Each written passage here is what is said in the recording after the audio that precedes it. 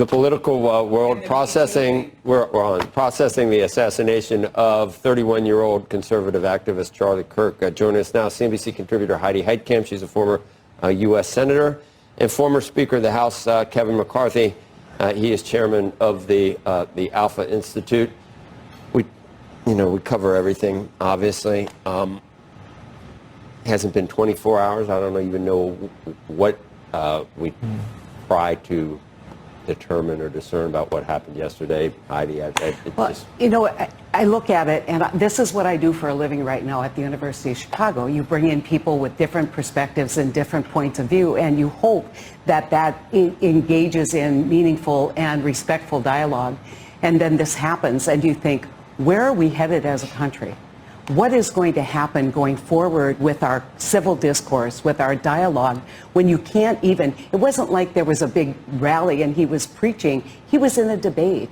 And this is tragic, and one person could be taking away that opportunity from literally thousands to hear a diverse point of view and to respect First Amendment. And we have got to fix this. Easy to finger point at this point, Kevin. I just guess we can't, can we, Mr. Speaker? We can't, can we draw any conclusions from this? Because it has, for every, you talk about Charlie Kirk, and then I immediately saw people saying Paul Pelosi, just almost whataboutism, which was frustrating, because this looked, we don't know yet, but it looked out on the surface as almost an assassination of someone for his viewpoints. It was an assassination. The shooter was 200 yards away. It pinpointed him. For those who didn't know Charlie, I mean, I met him like 10 years ago. This guy was a dreamer.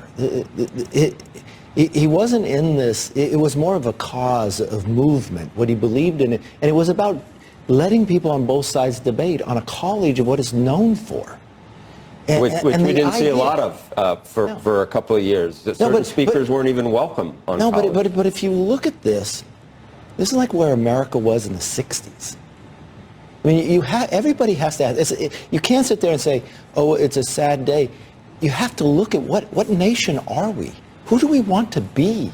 Yeah. If an individual, because how did Charlie portray himself? He didn't go there to speak to people who only believed in him. If you had a difference of opinion, you got to go to the front of the line. You got to challenge him. That's what you want on a college campus. But somebody went there. Somebody had to have expertise to literally assassinate a person. And it's almost like every month we hear something else about this. This is not something we could pass by. This is not something we just report. This is something as an entire nation, we cannot normalize this. This is bigger than who we are. Yeah. This is, I went back and I was listening to Robert F. Kennedy, how he announced when Martin Luther King died. And this is where we revolted back to.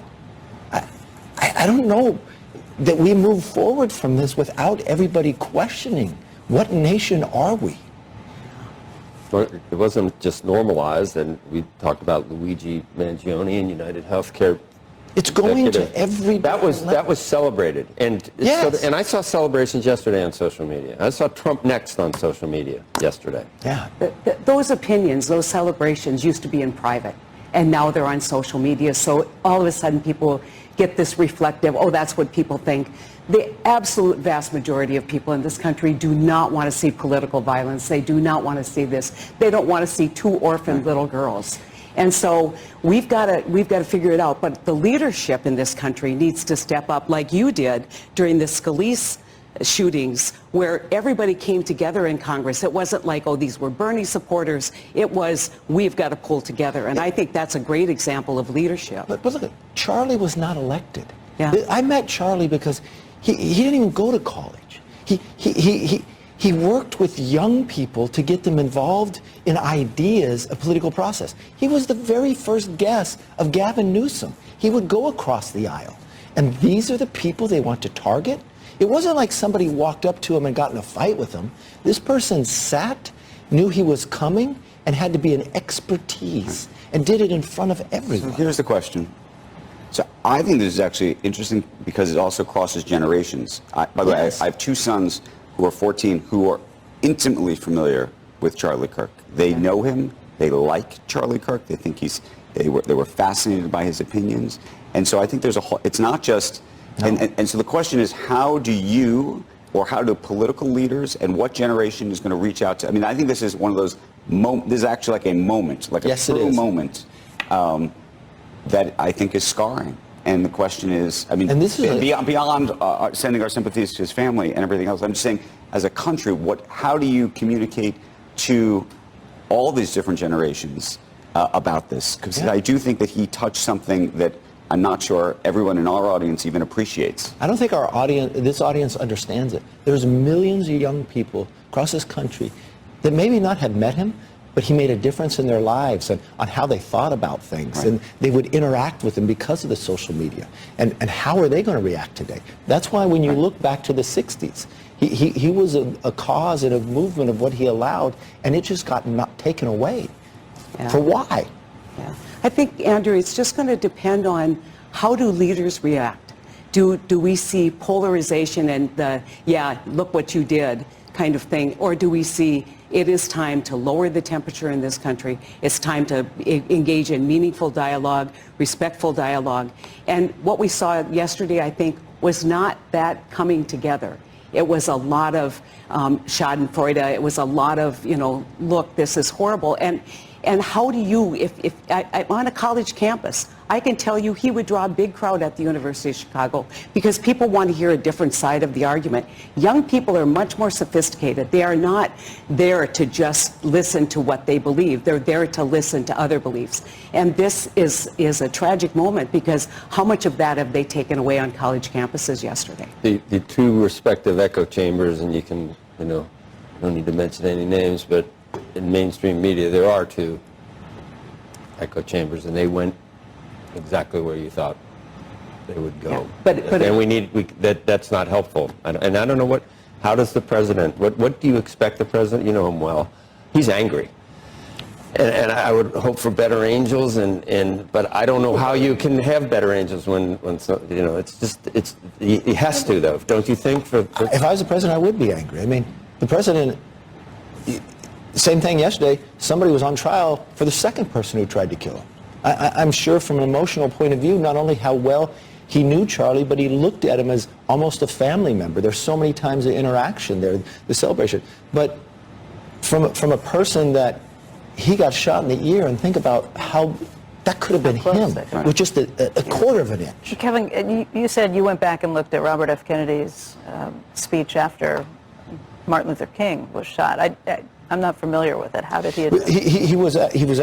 He was literally in a rally in Indianapolis, and they didn't have social media, and he goes before the crowd, and he tells them to put the signs down, and he says, I have to tell you, Martin Luther King was just assassinated.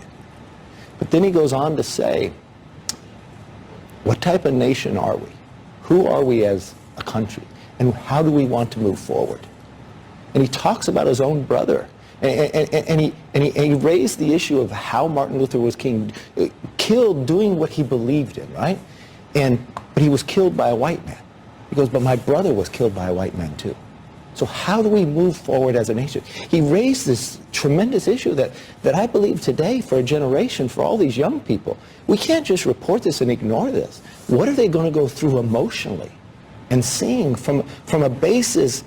You talk about both sides get together. That's exactly what he was doing yesterday. Mm-hmm. If you didn't agree with him, and it wasn't just in a classroom, anybody, and you got special treatment if you disagreed with him to come forward, why? Are you optimistic about? Today I'm not. That's what I mean. With social media, is it possible to conjure up better angels when it's just a cesspool of? This nation can do anything it wants to do. But this has happened.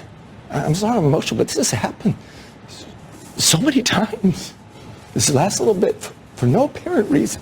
And Charlie believed, he lived his life in a way, his family, his young kids. I mean, he was, I apologize. No, don't apologize. I just watched him. He loved being a father. He loved being a husband. He loved what he did. I met him because he inspired kids to run for political to run for office, and it was extraordinary. And then for your audience, he was an entrepreneur. He had to raise the money, but how did he raise his money? Because what he achieved. And to be struck down. He didn't do this because he wanted to become an elected position. He could have gone into the administration. He didn't. He didn't do any of that. And he was struck down in a nation that we believe in a college, that this is a place we could have these debates. It's just not right. It really isn't. Kevin, you shouldn't ever apologize for your humanity in feeling this. It's a horrible, horrible situation. But what does it say as us as a country? It says we need to do better. That's what it says. It's more than doing better. And we need to listen to what Andrew's saying, because those 14-year-olds are watching, and they want to know where's the leadership, and how did this happen, and how is it not going to happen again? And we always forget that part.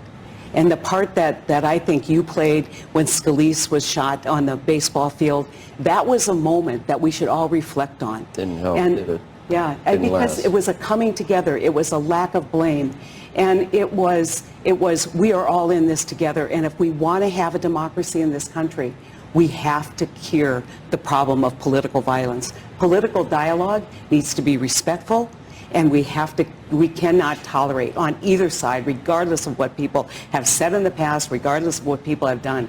We cannot tolerate this, because the best people in this country will not step up to serve, will not step up to have an opinion. They will say, it is not worth it in my lifetime. And that is not good for where we are as a country. I'll leave it at that. Senator, thank you, and love you, Mr. Speaker. Thank you. Appreciate it. Squawk Box will be right back.